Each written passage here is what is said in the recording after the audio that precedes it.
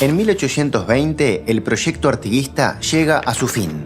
La provincia oriental se une al Reino de Brasil, Portugal y Algarves, bajo el nombre de Provincia Cisplatina. Pero en 1822, Brasil se independiza de Portugal.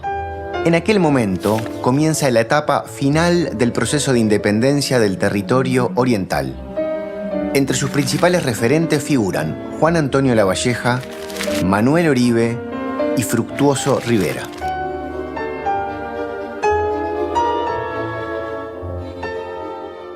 João, para el Imperio de Portugal, Brasil y Algarves, ¿qué importancia tenía este territorio? Sí.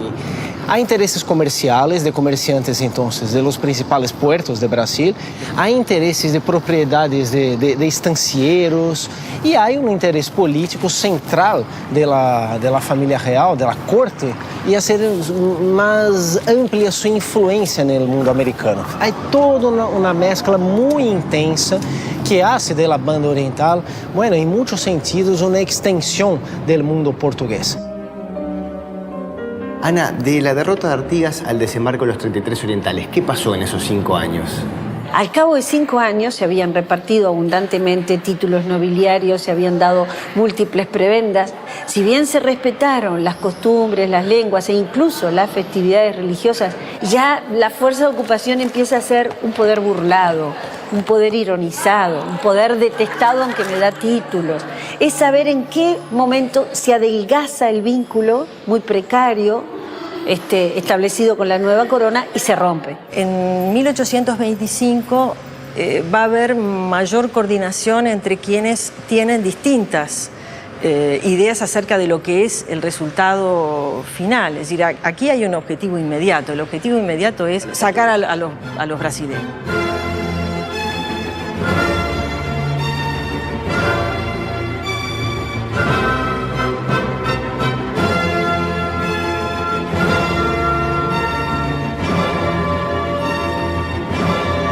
Estamos en lo que era la Casa de Comercio de Luis de la Torre en Buenos Aires. Desde aquí se organizó la Cruzada Libertadora. Y fue en esta casa donde 7 orientales firmaron un compromiso de sacrificar sus vidas por la libertad de la patria. Gabriel, ¿cómo era Buenos Aires en 1825?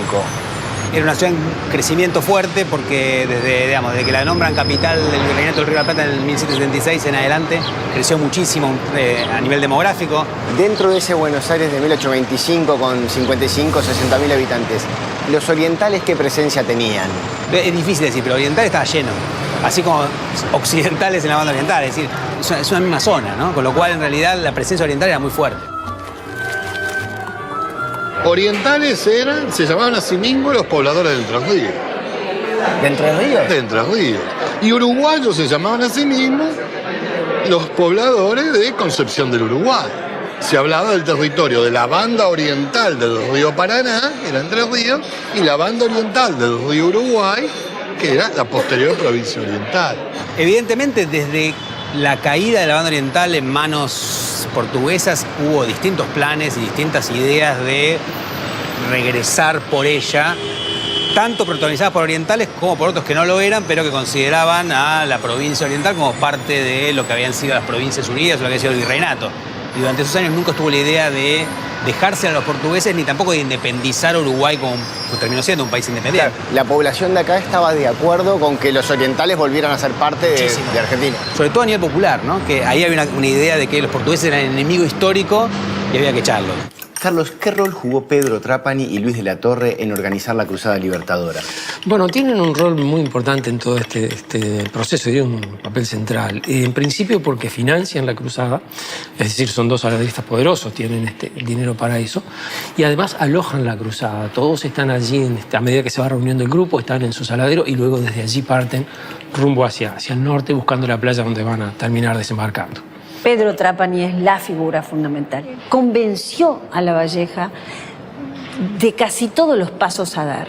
Lavalleja era sin duda un liderazgo, era sin duda un caudillo temerario, era un hombre lleno de arrojo y de coraje. En ese sentido, esos valores los indican como la persona que debe ir al frente. Pero no tenía una visión política muy aguda. Había que resolver problemas de logística. Entonces, armas, dinero, uniformes, transporte, los contactos. Había a su vez que hacerlo sin que se supiera, digamos, se sabía pero que no fuera muy ostensible que eso se estaba haciendo porque, bueno, los problemas diplomáticos que podían generarse estaban allí. Wilson, cuando los libertadores están en Buenos Aires, en la casa de Luis de la Torre, preparando el desembarco, ¿cómo se enteraban de lo que pasaba acá? ¿Y acá se enteraban de que se estaba preparando algo o no tenían ni idea?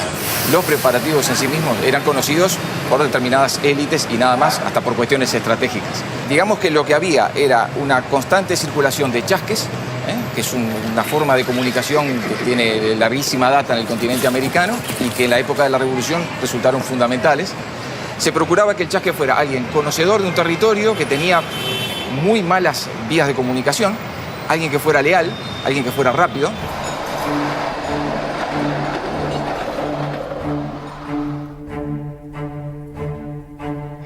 Marcela, contame, ¿y por qué parten de acá los 33 orientales? ¿Por qué de San Isidro si se reunían en Buenos Aires? Muy cerca del museo está lo que se llamaba el Puerto Sánchez, que era un puerto, donde se usaba particularmente para muchas cosas, entre ellas el contrabando también.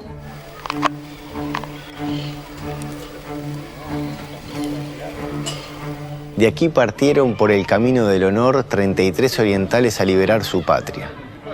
Homenaje del pueblo de San Isidro, 19 de abril del 64. Este lugar es lugar histórico nacional. O sea, el gobierno nacional lo declaró, un sitio de memoria para la historia argentina y la historia del Río de la Plata. Y este monumento es una obra conjunta entre el arquitecto sanisidrense Marcelo Salas y el escultor uruguayo José Belloni. Que representa, acá está justamente la chalana. La chalana, los 33 apiñados. Creo que la cara de Oribe se distingue ahí en el... Sí, y esto que es como la diosa Belona, la diosa de la guerra. Y salen de noche para no ser vistos, para no ser descubiertos. Claro, porque se supone que las flotas brasileñas estaban controlando el Río de la Plata. Entonces una manera de partir fue en unas de la noche. Incluso la segunda chalana fue la que se pierde y se demora. Se demora porque llega a otro lado. El 9 de abril de 1825, un grupo de hombres liderados por Juan Antonio Lavalleja zarparon desde aquí, desde San Isidro, en lo que conocemos como la Cruzada Libertadora. Lo hicieron de noche para no llamar la atención. El primer lanchón salió desde la costa de San Isidro con destino a la isla de Brazo Largo. La idea era recoger el armamento y esperar el segundo lanchón. Pero los planes no salieron bien. Tuvieron que permanecer en la isla 9 días.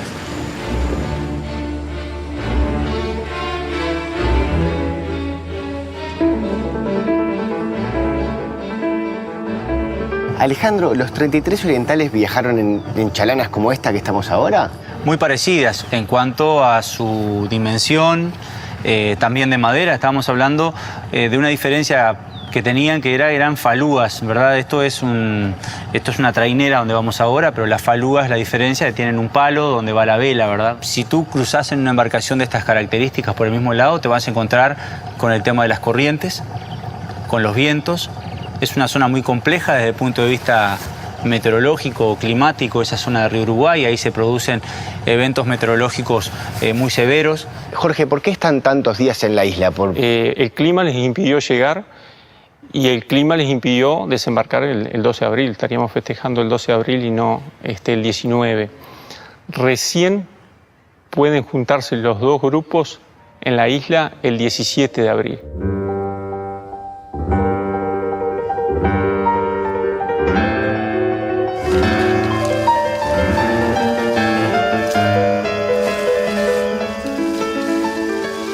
Alejandro, ¿cómo es sobrevivir en una isla como esta, como hicieron los libertadores? ¿De qué viven? Lo más probable es que ellos en la primera partida que sale de San Isidro tienen que haber traído lo básico para alimentarse en los 3-4 días que ellos en principio tenían planificado les iba a demandar la travesía.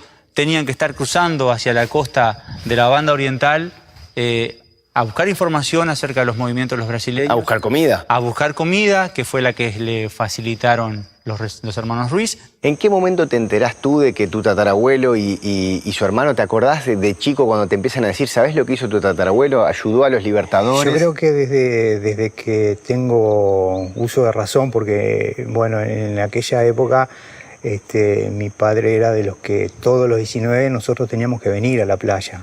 Veníamos porque era una cuestión de familia, que nuestros antepasados habían formado parte de esa gesta y había que venir. ¿Qué fue bien lo que hizo tu tatarabuelo y su hermano con los Libertadores? ¿Los espera acá? Los espera porque en realidad quien iba a esperarlo era Tomás Gómez. Tomás Gómez hace la señal de humo el 12 de la noche, el 13 de noche y el 14 de noche. No solo las señales de humo, sino juntar los 60 caballos que necesitaban. El día 14 es descubierto por una de las partidas brasileras. Tomás Gómez decide huir a Buenos Aires, pero antes de cruzar en una chalana, habla con sus cuñados, los hermanos Ruiz, que en las islas de enfrente había un grupo de patriotas dispuestos a desembarcar y demás. Y ahí es donde ellos juntan unos 50 caballos más o menos y acampan acá en los montes. Esperándolos. Esperando y haciendo señales con fogata. ¿Cuántas travesías llevan hechas representando a los 33 orientales? 2000, 2005, 2010 y bueno, y ahora hay otra más en el 2015. ¿Hacían el recorrido tal cual? ¿Salían de San Isidro ustedes también? Sí. ¿Y en la isla también esperaban unos cuantos días como los 33 orientales o esperaban menos días? A mí me gustaría que esa parte, yo lloré en la isla de la emoción, pero me gustaría que lo contara Aparicio porque... El primer derrotero, la comisión la componían historiadores muy informados en el tema. Aprendimos muchas cosas en estos fogones en las islas. Incluso hay una isla que se llama Isla de la Paciencia porque tuvieron muchos días pacientemente esperando a los 33 para poder hacer el cruce del río Uruguay. Y todo eso se revivía en los fogones. Estaban esperando ahí, no tenían comida, no tenían alcohol, no tenían tabaco, estaban mojados. Según cuenta la historia, el empuje de 2 o 3, incluyendo el Oribe, hizo que no desistieran. Nosotros estamos convencidos de que si fuéramos a ajustarnos a lo que es la realidad, fue muchísimo más dura de lo que nos podemos imaginar. Finalmente, el 19 cruzan el río y llegan a La Graciada, en el actual departamento de Soriano.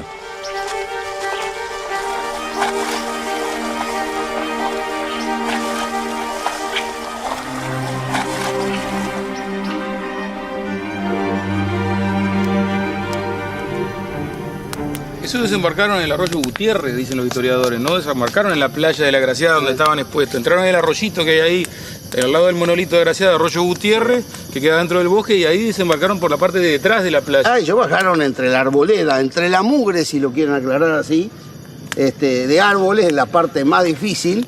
No se piense lo contrario, como algunos opinan.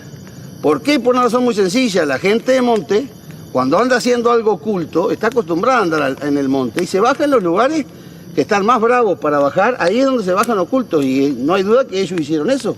Cuando el 19, finalmente deciden cruzarlo el 19 en la tardecita, desembarcan el 19 de noche. Tardaron casi 6 horas esos 15 kilómetros. ¿Y por qué tanto? Primero porque la corriente era en contra y en cierto momento descubren que están entre 2 buques brasileros. Eso el relato de Spickerman dice que se ven 2 faroles, que era la única iluminación que tenían aquellos buques. Entonces alguien dice que tienen que remar a palada seca. ¿Qué es eso? Y remar a palada seca es hundir el remo, hacer la palanca, sacar el remo que escurre y volverlo a introducir nuevamente sin hacer el ruido continuo del remo en el agua, ¿no? Muchos de ellos dejaron testimonios, pero unos dicen llegamos el 19 en la noche, otros dicen llegamos el 19 en la mañana, unos dicen desembarcamos en el Arenal, los otros dicen en Gardiazabal. En el momento en que están cruzando no tienen cabal idea de lo que va a pasar después.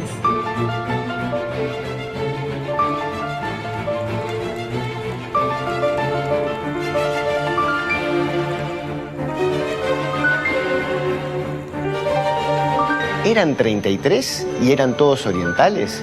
Ni 33 ni orientales, y eso ya lo sabemos. En la época eso se discutió, hubo muchas listas. ¿Pero cuántos eran? Nunca lo vamos a saber cuántos eran. Contamos los que remaban en el cruce, no los contamos. Era totalmente heterogéneo el grupo. ¿Venían guaraníes con ellos? ¿Venía alguna afrodescendiente también? Venían 2 afrodescendientes, uno de apellido Artigas y otro de apellido Oribe, que en realidad era esclavo de la familia Oribe, de Manuel Oribe. venían varios de las provincias argentinas, mendocinos, de Buenos Aires mismo. Pero que se habla de aproximadamente 40, 50... Deben ser unos 40, más o menos, entre 40 y 45, pero con la misma vaguedad con que te estoy diciendo este dato es el que puede uno encontrar en los documentos. El del momento del desembarco no se puede saber cuántos eran. Blanes imaginó una escena en la cual puso 33, que era el número tradicional, pero en realidad no se sabe cuáles son las personas que estaban allí efectivamente desembarcando. Y deja algunos de espaldas un poco a decir, bueno, el que falta es este es la persona que usted sabía que estaba entre los 33 pero no está en el cuadro, represéntelo allí.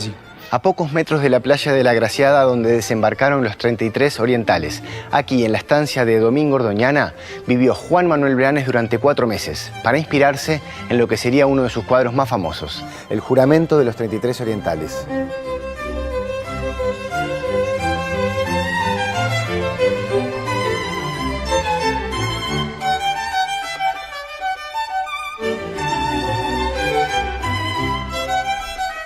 ¿Cuántos elementos sabemos que hay de ficción en este cuadro? Todo. Todo es mentira, se puede decir. Todo es ficción. Yo creo que lo que no es ficción es el lugar. Fue a la playa, se inspiró, hizo bocetos del lugar, tiene varios cuadros donde tiene el mismo fondo verde. Se llevó la arena a su taller. Dicen que la vendía en bolsitas como merchandising, ¿verdad? Para financiarse, para tener el color propio de la arena de la playa de La Graciada. Y Entonces no todo es ficción. Lo que sí es ficción, porque no se está del todo seguro, y los historiadores te lo dicen, si hubo un juramento, así como está. Lo que pasa que es como las películas épicas. Esto es una situación épica. Cruzamos, venimos a liberar la patria y bueno, hagamos un juramento. Entonces ahí se levantan las armas, ¿no? Y él los viste realmente como las personas que vienen a liberar la patria. El desembarco de los 33 parece ser en sí mismo una frase clave, un mensaje para la masonería, porque el número 33 es importante en la masonería. ¿Qué significa el 33? Y en todos los grados de la masonería, el grado 33 es el grado superior. Se habla mucho de que es un cuadro que tiene símbolos escondidos, sobre todo masónicos. Sí, se habla que tiene símbolos escondidos, que tiene símbolos masónicos, pero sí tiene cruces dibujadas.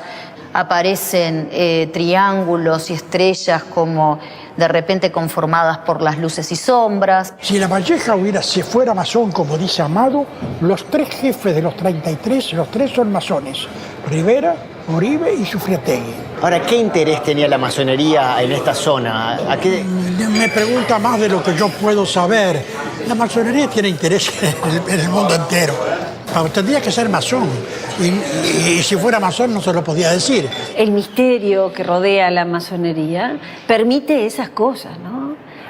Permite que no identifiques del todo, que una persona pudiera tener un rol social y un rol secreto político por otro lado. Y hay ideales suficientemente abstractos como para que entremos todos, ¿no? Igualdad, fraternidad, los colores de la Revolución Francesa. ¡Juremos liberar la patria! Se supone que la proclama de La Valleja en el desembarco dice argentinos orientales, pero después en la historia la parte de argentinos se saca. ¿Es así? Dice argentinos orientales, ese es el encabezamiento de su proclama, a ellos se dirige. Pero entonces, si la independencia del Uruguay surge de allí, ¿cómo explicar que lo primero a quien se dirige La Valleja sea ese grupo argentinos orientales? ¿Y cómo explicar? ¿Y cómo explicar? Bueno, en el momento que La Valleja desembarca, su cabeza era esa, es decir, este territorio formaba parte de la Argentina, de lo que en la época se llamaba la Argentina. Bueno, ellos toman los colores de las banderas artiguistas en plural y le agregan ese el libertad o muerte, que se convierte en el emblema principal. ¿Cómo convive esto, tomar los colores de Artigas pero renegar de su figura como político? No lo nombran, es el gran derrotado, pero tomamos los colores de sus banderas. Es como... Claro, lo que pasa es que la revolución había sido algo mucho más amplio que el propio Artigas, eso no hay que olvidarlo. Entonces, elegir los colores artiguistas... Era decir, somos la revolución, no somos algo distinto a la revolución. ¿Y sabemos algo de la prensa argentina? ¿Cómo recibió el desembarco de los 33 orientales? ¿Cómo lo informó? ¿Qué decían? Vieron con buenos ojos. Hay un periódico en particular al que conviene prestarle atención, que es uno que circuló bajo el título del Piloto.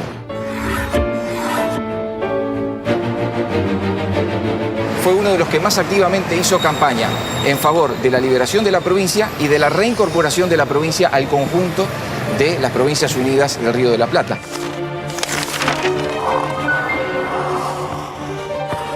Si había algunos montevideanos que estaban tranquilos con la dominación brasileña, ellos no reciben como una buena noticia el desembarco de los 33 orientales. No, seguramente no. Es decir, la instalación, el proceso de instalación de la dominación portuguesa y brasileña fue muy duro. Fueron 4 o 5 años de guerra permanente. Es decir, la guerra civil es una cosa terrible. Esto era volver al conflicto, reanudar nuevamente la guerra. Y la guerra la guerra civil tiene 2 dimensiones que resulta difícil comprender ahora y asumir en toda su magnitud. Por un lado, la incertidumbre personal. No se sabe qué es lo que va a pasar con las personas. Hay guerra, hay un conflicto. El que parece tu amigo puede ser tu enemigo. Y por otro lado, también la otra dimensión. Esa persona que es tu vecino, que es tu compañero, puede haber sido el que asesinó a tu hermano o a tu padre. Después del desembarco, los expedicionarios avanzaron por el territorio de la provincia oriental.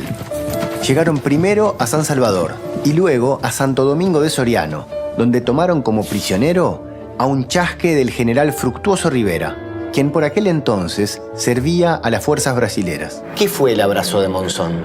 Lavalleja ha iniciado el segundo proceso, comienzan a tomar puntos distantes del territorio, hay un chasque que delata la posición exacta de Rivera y se da, según una bibliografía, el encuentro. Rivera estaba esperando encontrarlo y la otra versión es Lavalleja hace prisionero a Rivera, le da un rato para meditar y le dice, piénselo, se suma, o acá se lo pasa por las armas. ¿Y qué opinas del abrazo de Monzón? ¿Rivera estaba convencido de aliarse o lo hizo porque si no lo mataba? Yo creo que estaba convencido.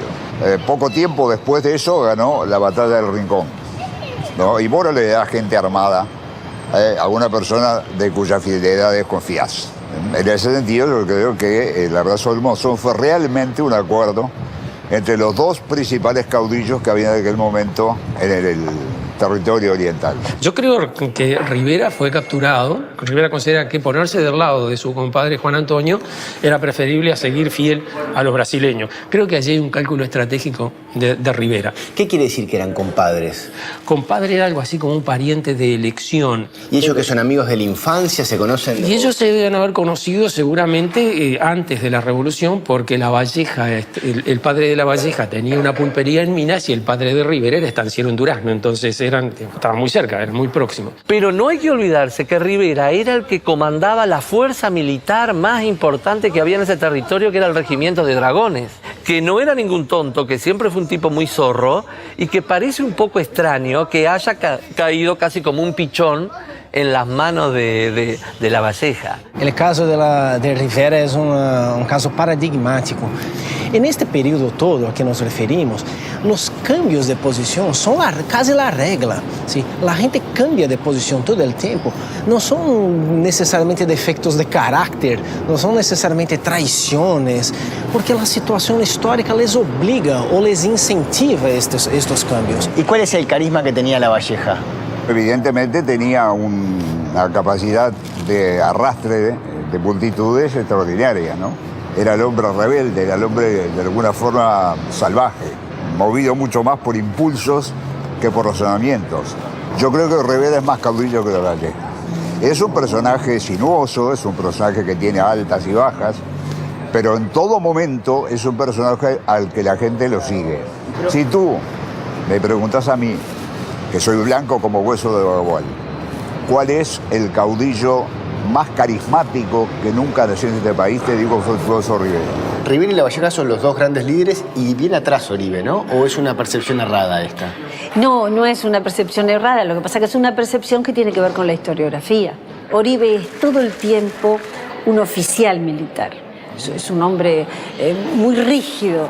Zunfelde lo pinta maravillosamente y dice, todo lo que Rivera se duebla pero no se rompe, este es rígido, absolutamente rígido, ¿no? ¿Cuál es su relevancia en la Cruzada Libertadora? Bueno, si uno imaginara una estructura piramidal, Oribe vendría a ser el segundo jefe. Pero como tiene ese carácter, digamos, militar, adopta como un lugar subordinado. Por aquel entonces, el viajero inglés William Bennett afirmó haber visto un aviso en el que se ofrecían 3.000 reales por la cabeza de Lavalleja y 4.000 por la de Rivera. Ambos eran considerados traidores por los brasileros. O sea, sin el abrazo de Monzón, sin esta alianza entre Lavalleja y Rivera... Era imposible la independencia. ¿Cuál es la prueba? Que Lavalleja ya lo había intentado 2 veces. en el año 22 y luego en el año 23 cuando anda en las provincias y fracasa. El 25 de agosto de 1825, a solo 4 meses del desembarco, se reunió aquí, en Villa Florida, integrada por 14 diputados, la Honorable Sala de Representantes de la Provincia Oriental del Río de la Plata. ¿Qué se transforma este lugar en particular dentro de lo que es la banda oriental? ¿Por qué es acá que sesionan? Porque hay una razón, diríamos, militar. Porque a unos pocos kilómetros de acá estaba acampado el ejército. Y eso que le daba a este lugar una protección muy importante. ¿Cómo se llegaba a Florida en aquel entonces? Digo, los caminos, el que viene de Maldonado, que atraviesa Florida, ¿cómo llegaba? Los Borbones, a finales de la época colonial, habían organizado bastante bien lo que eran los caminos reales y los sistemas de postas y postillones. ¿Qué son las postas? Las postas eran lugares donde había el dueño, era el maestro de posta, que se comprometía a dar albergue a los que andaban viajando. Tenía que tener caballos para mudar los caballos. Y ahí uno podía comer. Ahí se podía comer, tenía que haber una especie de cuarto, de lugar de descanso. Pero de alguna forma cumplen esa función de ser una especie de punto fijo, más o menos seguro, donde se puede repostar, donde se puede recargar energías para seguir adelante. A esto hay que agregar otras dificultades. El sistema de coches estaba muy poco desarrollado y era de uso fundamentalmente urbano.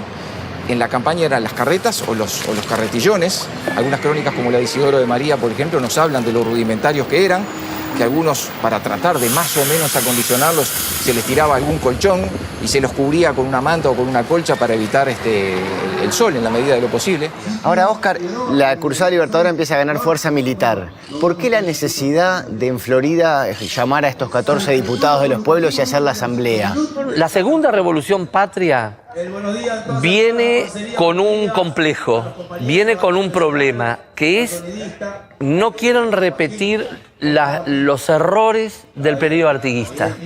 Sobre todo la falta de institucionalidad, organizar la división de poderes, que haya un poder ejecutivo, que haya un poder legislativo y que también haya un poder judicial. Por eso la Asamblea General de Florida. Exactamente.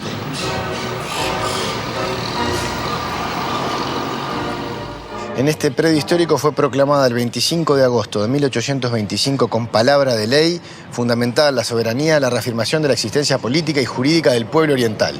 En esta esquina, o sea, al lado de lo que sería la catedral, se encontraba el rancho de don Basilio Fernández. Eso te iba a preguntar, Eduardo, en aquel entonces las casas de Florida, ¿cómo eran? ¿Eran casas modestas o había grandes edificaciones ya? Quizás esta sea la más importante de Florida, ¿no? Y era de techo de paja. Y era de techo de paja. Porque hay que imaginarse que estaba acá, en el centro de Florida. El centro de Florida era donde estamos ahora.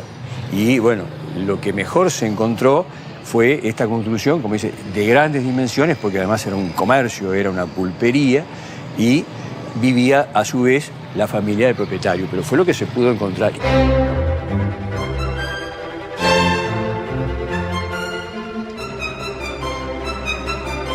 Esta es una maqueta que representa la asamblea sesionando en la casa de Basilio Fernández. En la sala de representantes de la provincia oriental, justamente, que comenzó sus sesiones el 20 de agosto de 1825. Y la representación es que sesionaban así. Me imagino que el que está de pie es Larrobla, porque además tiene la cruz. Juan Francisco Larrobla, que era el presidente de la honorable sala de representantes. A su izquierda tenemos a Joaquín Suárez, que era el diputado de la Villa de la Florida. Y a la derecha a Manuel Calleros, que fue el primer presidente del gobierno provisorio oriental. Y hoy, con nuestra tradición laica, suena extraño que el padre Larrobla, que un sacerdote, haya sido el que presidía la comisión, ¿no? Si pensamos en quienes podían ocupar cargos letrados, ¿no? Es decir, quienes podían ser representantes, los curas, los abogados, algún importante hacendado, no es mucho el conjunto de personas que pueda desempeñar esos cargos. Y por otro lado, no tenemos que olvidar que son sociedades católicas, fundamentalmente. Alberto, se resuelven estas 3 leyes y de ahí salen y que se van caminando a la Piedra Alta. Se hace una procesión del pueblo oriental junto con las autoridades militares y civiles y van hacia la Piedra Alta, donde de forma solemne proclaman la intención de la provincia de ser independiente del Imperio de Brasil. ¿Y por qué van hasta ahí? Porque no estaba el puente, cayó y que... Claro, digo, el paisaje hoy, 200 años después, es muy distinto a aquella época. Digo, era la elevación rocosa más importante de la ciudad, de la villa en aquel entonces. El 25 de agosto de 1825 se proclaman aquí en la Piedra Alta de la Villa Florida las primeras 3 leyes. Ley de Independencia, Ley de Unión y Ley de Pabellón. Se declara de hecho y de derecho libre e independiente del rey de Portugal, del emperador de Brasil y de cualquier otro del universo. Y a partir de allí, una siguiente ley fundamental, que es la que viene a continuación, que es la Ley de Unión. Declaró incorporada la provincia oriental a las demás de las provincias argentinas a las que siempre ha pertenecido y por derecho quiere pertenecer, y se incorpora. ¿Cómo llega esta noticia a Brasil y cómo es recibida? La declaración de independencia, esta de 25 de agosto de 1825, ahí eso es más importante que los 33 orientales en Brasil.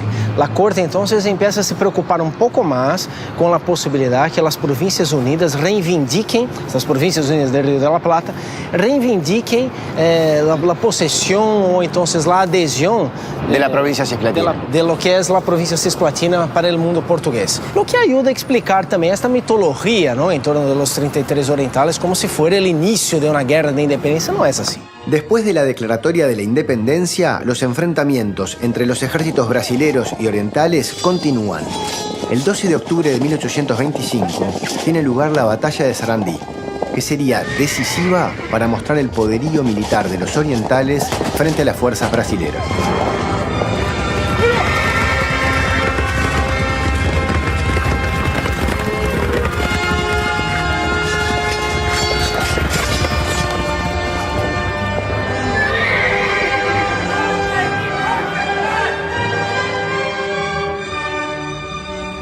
Acá tenemos una maqueta con la representación de la batalla de Sarandí.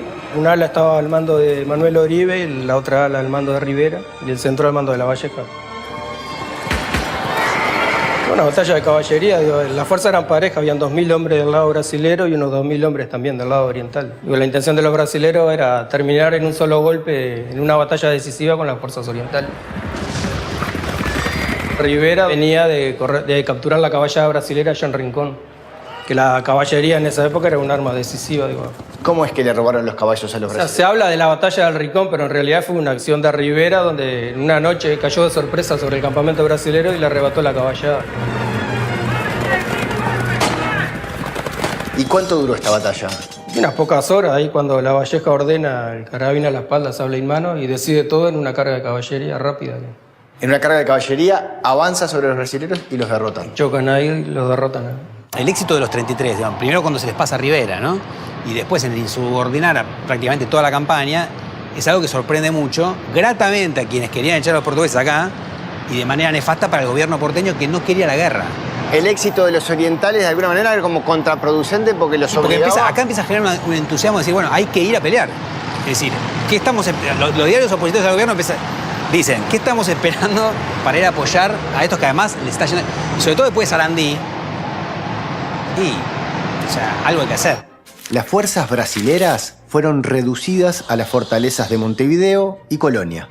En ese momento, el Congreso de las Provincias Unidas, reunido en Buenos Aires, decide la incorporación de la provincia oriental. Después de la unión del territorio oriental a las Provincias Unidas, Brasil declara la guerra a Buenos Aires y bloquea su puerto.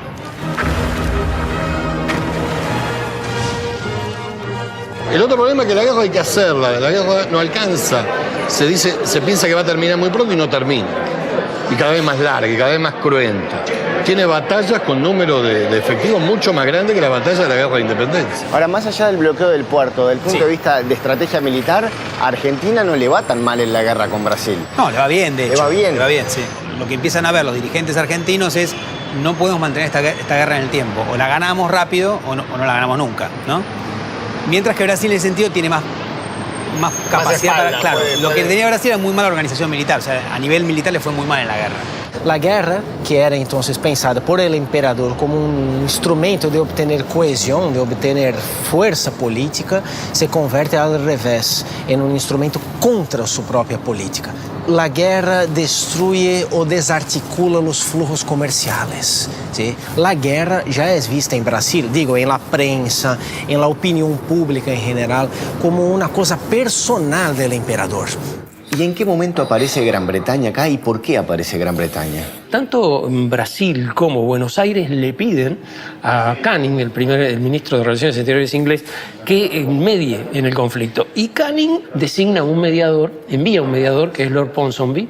¿Y por qué Lord Ponsonby? ¿Tenía alguna explicación? Sí. Por un lado, hay un problema allí en el cual Ponsonby estaba involucrado con una dama la cual estaba también involucrada con el rey, y parece que el rey quería que Canning sacara a Ponsonby del medio rápidamente. Canning le da instrucciones expresas.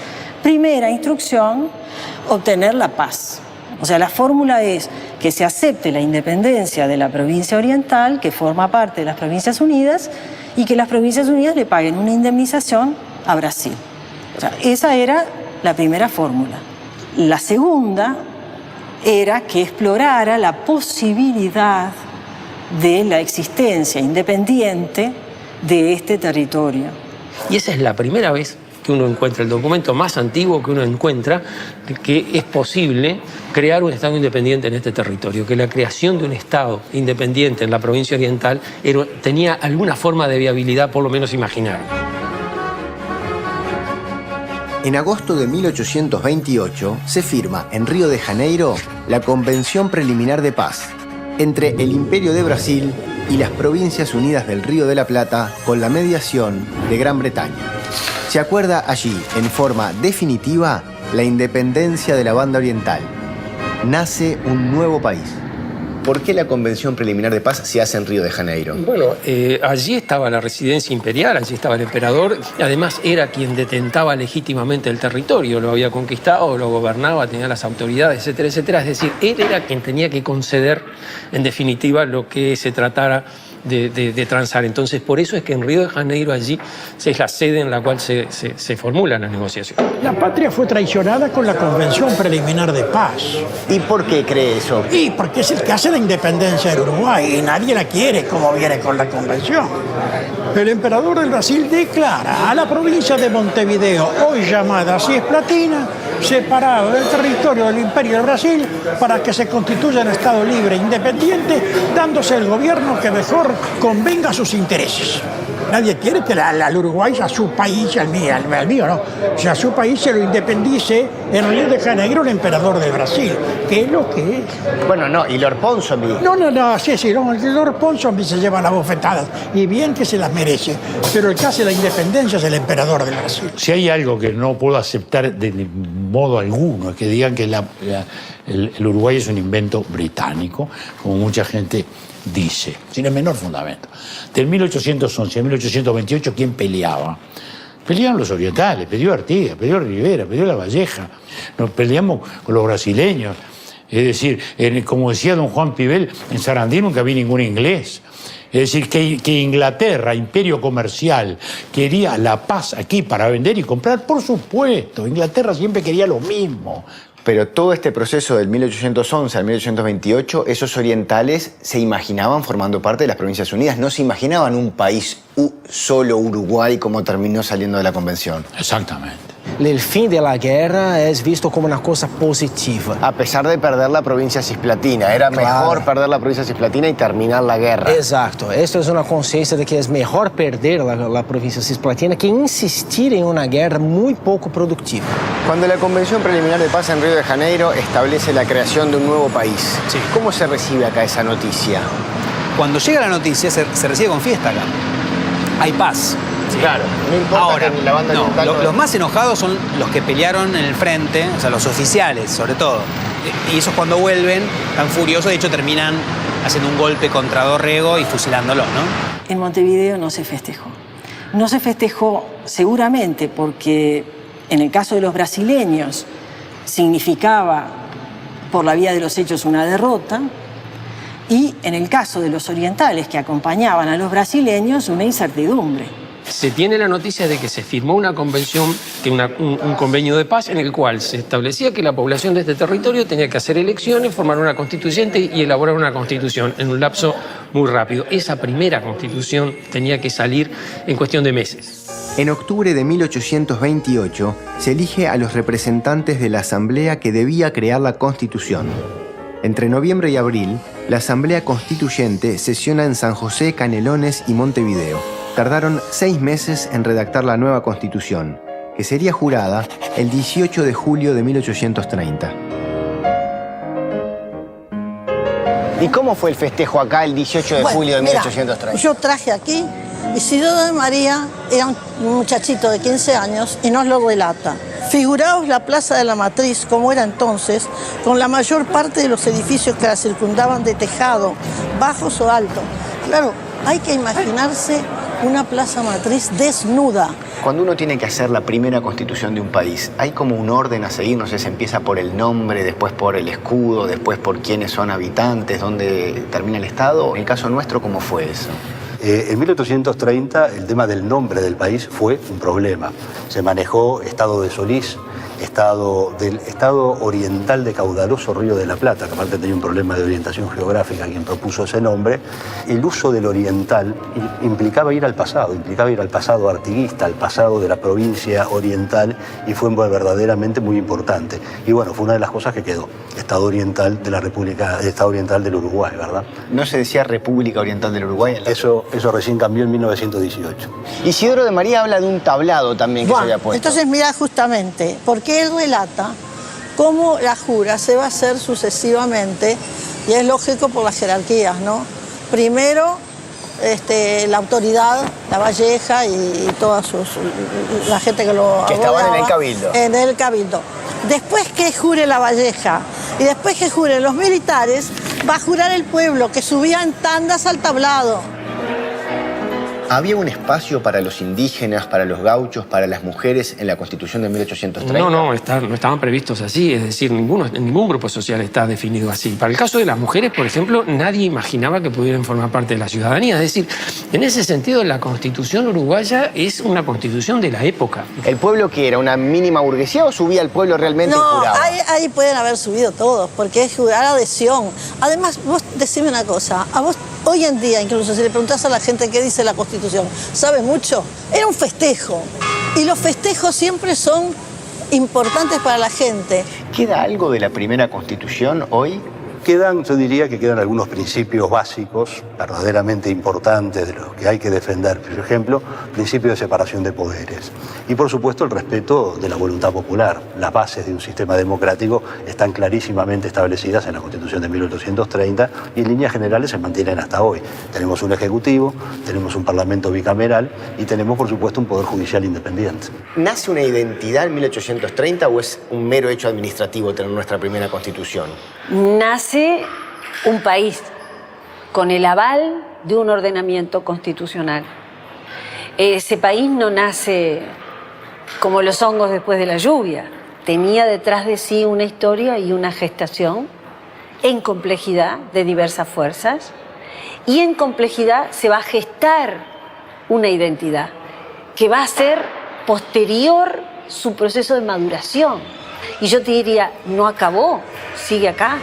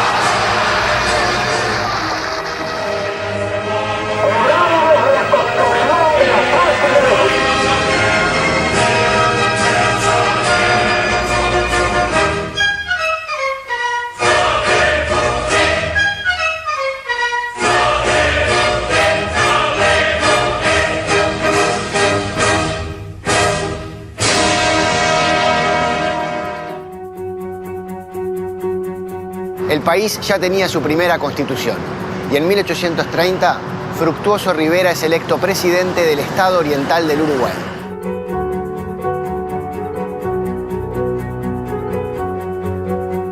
Toda la historia de la independencia que comienza con el desembarco de los 33 orientales y termina con la jura de la Constitución es una idea de acercarse primero a las Provincias Unidas y después de independizarse totalmente, pero siempre alejarse de Brasil. Sin embargo, ustedes son frontera con Brasil. ¿Cómo se vive eso acá en una tierra de frontera? Desde mi óptica, yo te diría que toda la banda oriental fue siempre un territorio de frontera. Frontera entre el Imperio Español, frontera entre el Imperio Portugués, luego entre lo que va a significar lo lusitano, lo brasileño, luego lo argentino y hoy esta realidad.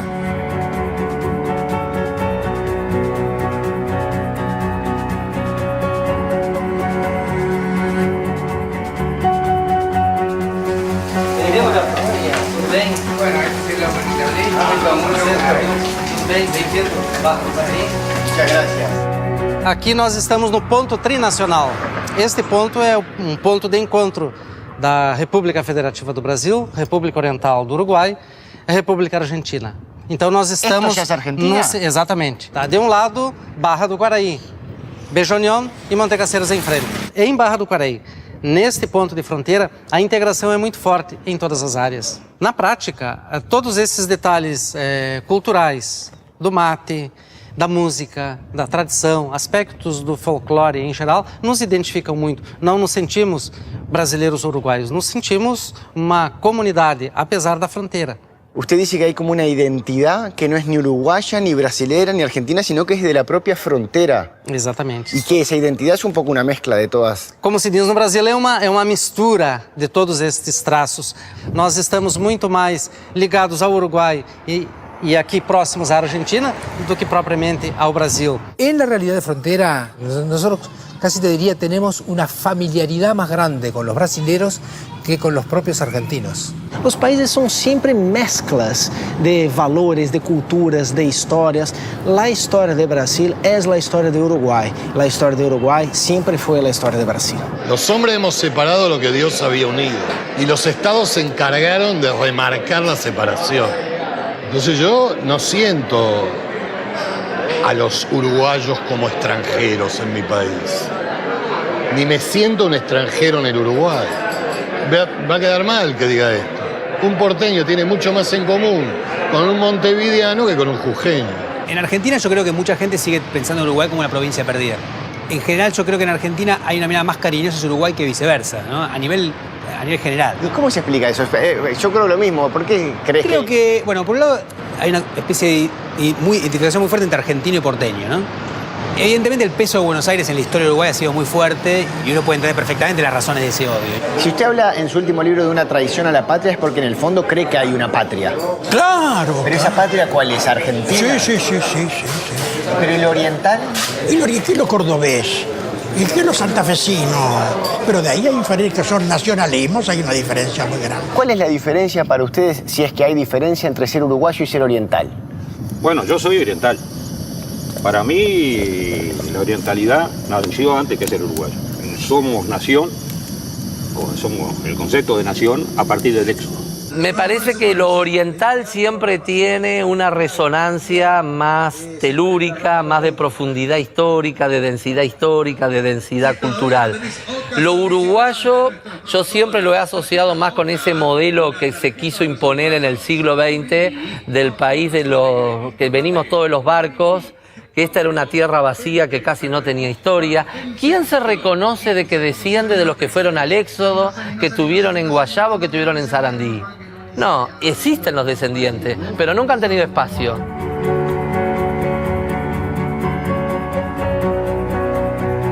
Creo que hay estados constituidos, creo que se han ido generando identidades nacionales que no había en 1830. Y por lo tanto la añoranza de volver hacia atrás no es lo que puede guiar a un historiador. Al final, ¿cuál es la fecha en la cual se puede decir que nos independizamos? Y en el Uruguay hemos establecido hemos centrado toda la palabra independencia en una fecha que no es la independencia, que es una gran fecha nacional, el 25 de agosto, sin ninguna duda. Es la independencia de Brasil. Con ese criterio también habría que eliminar como fecha patria el desembarco de los 33 orientales, porque tampoco ellos querían la independencia que tenemos hoy. El disparate es decir que la fecha de patria tiene que ser la independencia. La independencia es un largo proceso que empieza en 1811 y termina, digamos, en 1830. ¿Cómo se explica que el Uruguay haya durado tanto? ¿Cómo se explica que hoy sea una independencia absolutamente, diríamos, fundamentada, absolutamente sólida? ¿No? Quiere decir que había un factor diferencial, ¿no?, que viene de Artigas, pero que su lucha por la autonomía y por los derechos de los pueblos fue generando una conciencia de alteridad en los orientales. Somos otra cosa.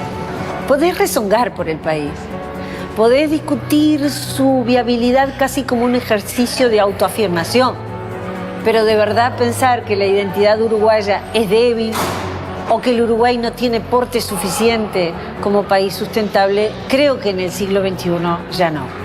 Creo que una nación no se define por el procedimiento por el cual surgió su independencia, sino más bien por la construcción de su historia a lo largo de todo su pasado. Yo creo que eso no se explica por lo que pasó en 1825, se explica por todo lo que desde 1825 hasta acá ha estado sucediendo. En mi país, qué tibieza cuando empieza amanecer. ¿Cuál es nuestra identidad? ¿Cómo nació el Uruguay independiente? Ese relato nos impulsa a construir nuestra historia hoy, a transformarla, a hacerla nuestra. Fuimos al origen porque importa saber quiénes somos y hacia dónde vamos. Dice mi padre que ya llegará desde el fondo del tiempo otro tiempo y me dice que el sol brillará sobre un pueblo que él sueña labrando su verde solar. En mi país somos duros y el futuro lo diré. En mi país, qué tibieza cuando empieza a amanecer.